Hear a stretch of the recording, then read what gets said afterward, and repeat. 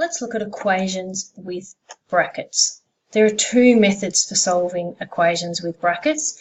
I'm actually going to only do my video on method 2 because, to be honest, it is the method I prefer. But you can look here and go through the examples yourself if you would like to see the two methods. But as I said, I'm going to use method 2.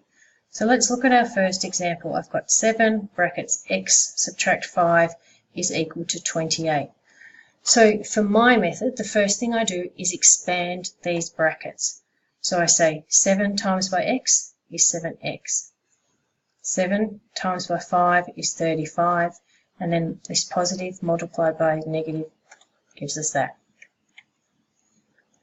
So I've just expanded those brackets.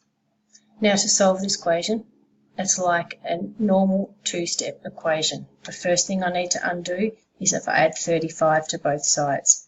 So that cancels. So then we have 7x is equal to 63. 28 plus 35, then that's 7 times by x. So I divide by 7, which gives me x is equal to 9. So going back to the first step, I expanded my brackets. Once I expanded my brackets, it becomes like a normal two-step equation. Our second example, 6x plus 3 is equal to 7. So I'm going to expand these brackets. 6x plus 18 is equal to 7. I then subtract 18. So I have 6x is equal to negative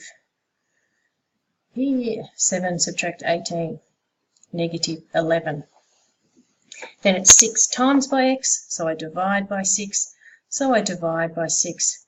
So x is equal to negative 11 on 6. Or if I want to write it as a mixed number, how many 6's are in 11? 1. 5 out of 6 left over, and remembering that it's a negative. So for my method and the method I prefer, equations with brackets, first step, expand the brackets and then solve it like we know how to do a two-step equation.